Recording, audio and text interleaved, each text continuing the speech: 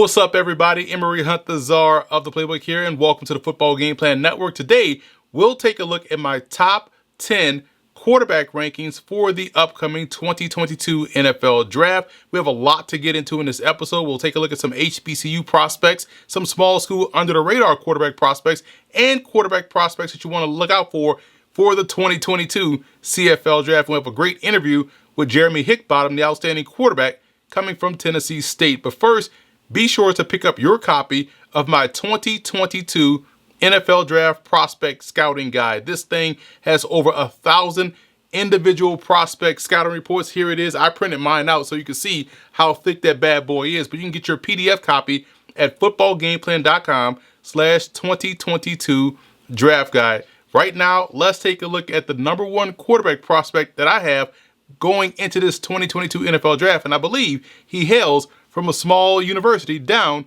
in Lynchburg, Virginia. And that number one quarterback prospect is Malik Willis out of Liberty, 6 feet, 216 pounds. This is someone that has tremendous arm strength and velocity. He's consistently able to make those far hash throws and can beat good coverage with his arm strength. If I had a comparison for Malik Willis, it would be a more explosive version of Jalen Hurts. And I was a big fan of Jalen Hurts coming out of the 2020 draft class. He was my number two quarterback behind Joe Burrow. So I see the same type of trajectory for someone like Malik Willis. Now, at times he does hang on to that first read a little bit long, making a decision a little bit tougher than it has to be. But once he smooths out those rough edges and gets acclimated to the system that he's going to go to, I think he has superstar potential at the next level.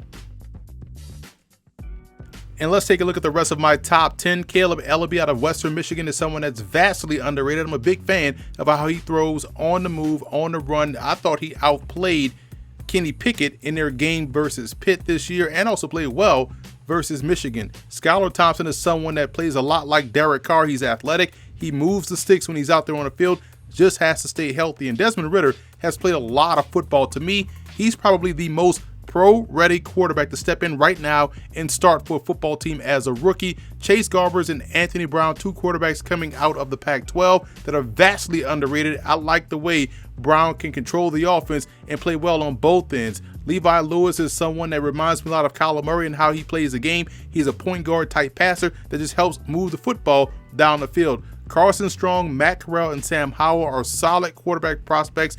All three can play at the next level. I worry about Strong's injury history, same with Corral, and you wonder if Howell is sort of maxed as a prospect, but he definitely put some good tape out there while at North Carolina.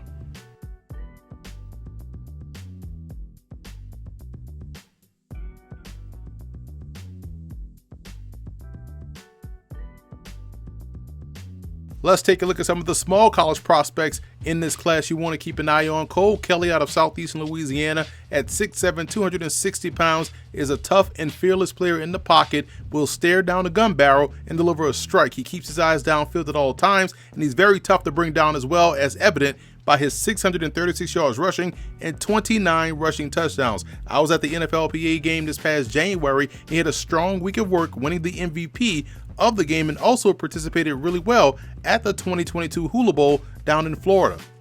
Aqeel Glass out of Alabama A&M also participated at the NFLPA Bowl, and if it wasn't for Kelley winning the MVP, Glass would have won that award going away. He also has a collection of trophies on his trophy case: a two-time Black College Player of the Year, a two-time FCS All-American, and completed over 12,000 yards in his Bulldog career. He's got the toughness you want. He'll hang tough in the pocket until the last possible moment. He's excellent off play action, good pocket mobility, and is a solid passer on the move. Plays a lot like Jacoby Brissett of the Cleveland Browns. Liam Welsh out of Sanford had a great game against the Florida Gators this year, nearly pulled off the upset. He's a total gamer who has a great feel for the passing game, plays with good toughness and urgency, and is a very good RPO guy. He's got the velocity that you want on his passes. When he's working a short to intermediate area of the field, the ball is able to arrive on time and giving the receivers an opportunity for yards after the catch. Keep an eye out for him. He's someone that's going to make a roster and compete during preseason.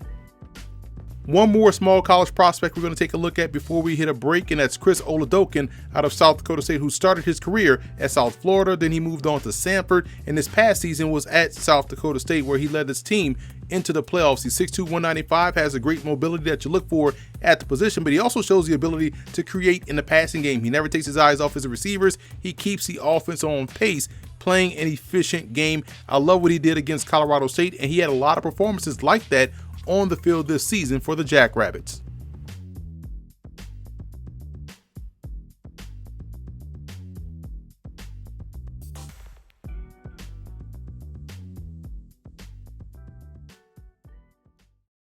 And we're now joined with Tennessee State quarterback Jeremy Hickbottom. I appreciate you taking time, Jeremy.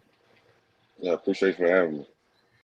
I should say HBCU Legacy Bowl MVP, because you went down there in New Orleans and won the MVP, had a great week of work all throughout the practices. I just want to get your thoughts on what did that feel like winning that award, and what was your takeaways from that week of work down there at the bowl, at the All-Star game? It was a great experience. I met some guys I've been playing against for years now. Created some bonds with them, but just the whole experience itself, it was good. Having an MVP, man, it felt good. It was unreal. That's something they can't take from me, and I'll be able to, always say that I was the MVP for the first Legacy Bowl. So it's a good feeling for sure.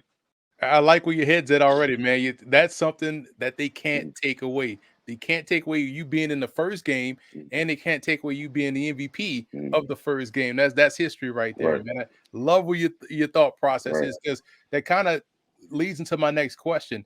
What they can't also take away is the growth you've had from Grambling to Tennessee State, just in the time that you were at Right. Tennessee State to what you were able to do at Grambling. Where did you see the biggest jump in growth in your game?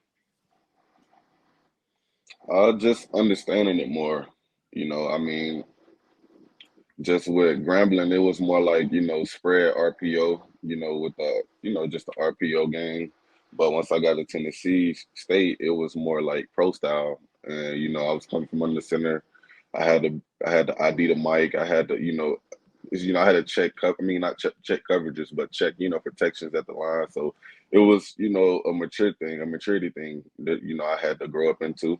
But, I appreciate Graham for, just having me in their offense spread, just showing me different varieties of offense and how they ran. But once I got to Tennessee State, man, it was just different. Like I say, like it's a pro style offense, and you gotta know what everybody doing. You gotta be able to check out of the right play and all type of things. So I mean, it showed me a lot for sure.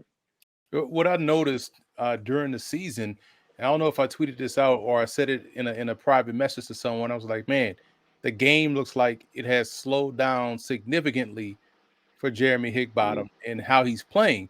Do you think that's Right. a testament to you playing under a former NFL head coach and offensive genius in Hugh Jackson? Yes, for sure, for sure. That played a part in it. He made it as to where just reading coverage and seeing how defenses play, man, is just different, way different from what I studied at Graham. But everybody got their different thing on how they break down film or break down their opponent. But I feel like Hugh Jackson, man, he knows his stuff. He's an offensive minded guy, and I learned a lot from him. And My that time kind of being there. helped you. That kind of helped you have the week you had down in New Orleans at the Legacy Mm. Bowl, and also coming off your pro day. Again, you throw the football extremely well. You're a great athlete. Also, what was some of the feedback that you got from scouts, both at the HBCU Legacy Bowl and also after your pro day? They didn't think I was as big as I was. That was for the most part. They say I got a strong arm. You know what I'm saying? They say I can get the ball, I can make every throw. Uh, they say my base get wide sometimes, but I fixed that at pro day. I showed that I could play, more compact, and I don't need a wide base. Uh, just with being accurate and consistent, I showed that also. So I mean, everything they was telling me the feedback from the Legacy Bowl, I definitely did it, for pro day. So I feel like that was a good thing, a good thing for me. What I've noticed all throughout this draft process, this year is that two schools just kept popping up with guys that have prospects, and it was Tennessee State and Fayetteville State. You guys were Mhm. loaded from a pro prospect perspective, and I wanted to Right. get your take because you just on the team. Who's next? Mhm. Who's coming down the pike in 2023 from Tennessee State? Oh man, it's I mean, it's so much talent there, man. It's kind of hard to just pick out. But I mean, it's a couple guys I know that's probably gonna likely have a chance. I know you got a guy Zach Dobbs. He's a receiver, a freak athlete. Um, Cam White. He's a receiver. I know he's running like four low 4.43. Uh, I mean, we have some guys on defense. They twins actually, James Green and Josh Green. They both play on the defensive side of the ball. I feel like they gonna make some noise like in the coming years. So yeah, they got a lot of bright spots on TSU. Yeah, you guys really took. See, I thought for a while you guys was about to take home the OVC when y'all went Oh on that yeah, little man. run, and then it kind of just fell Yeah, apart a little bit late. But I mean, the way you yeah. guys turned that program around in 1 year under Eddie George is excellent.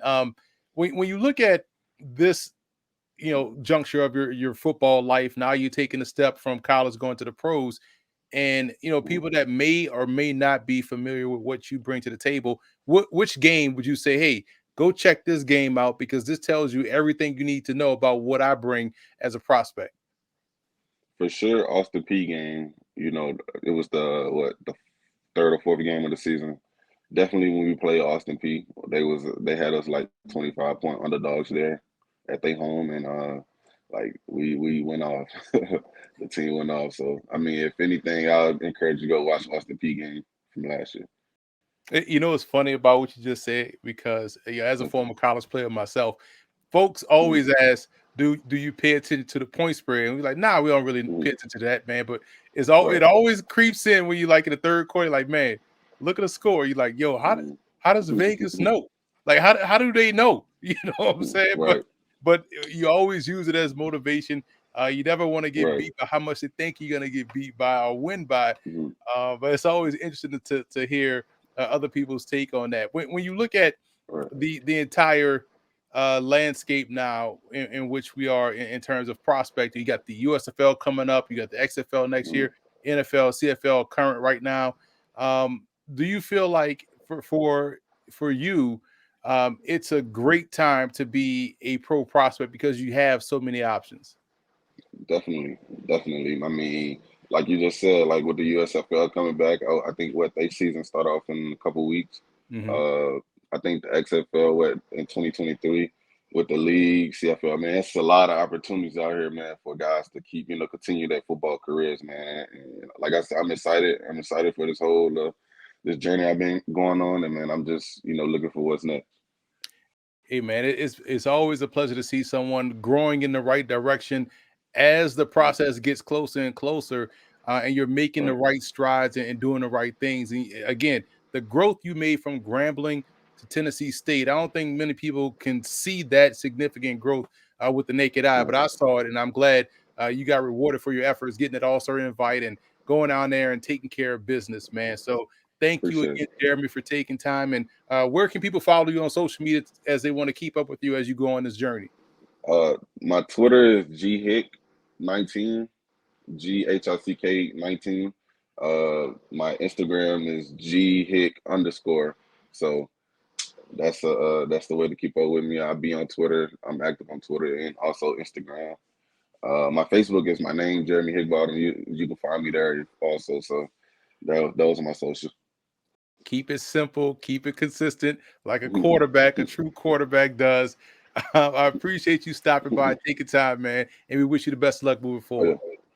oh yeah, appreciate it.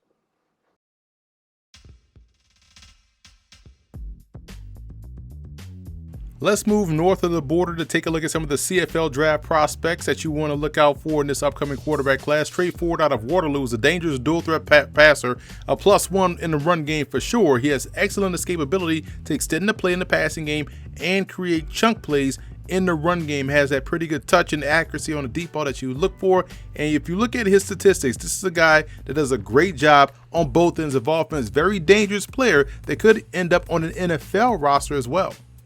Josiah Joseph at 6'2", 225 out of Calgary has the touch, timing, and anticipation that you want to see from the position. He never looks panicked in the pocket, always has a plan. He has that Danny Werfel-like consistency and accuracy when throwing that corner or flag route. The ball gets placed perfectly over the outside shoulder of the receiver. This is someone that was at the 2022 College Gridiron Showcase and has done a masterful job over his career in protecting the football while also contributing 14 touchdowns on the ground. And Mike Beaudry out of Idaho is actually a CFL draft prospect as well. He has a good set of skills from pocket mobility to the rocket arm that you want to see. He can really work every level of the field. His game to me reminds me a lot of Garrett Gilbert, someone that does a great job on in-breaking routes, both short and intermediate, as he's as consistent as they come in throwing those passes over the middle of the field. He has underrated mobility for the position as well. So that's it for this edition of Football Game Plan Scouting. I'm Emory Hunt, the czar of the playbook. Be sure to follow me on all of my social media accounts. Twitter at Football Game Plan. Instagram is all one word, Football Game Plan. And also on YouTube at youtube.com/Football Game Plan. And don't forget to pick up your copy of our 2022 Draft Prospect Guide. Remember, you can find that at footballgameplan.com/2022 Draft Guide, the largest draft guide in draft guide history.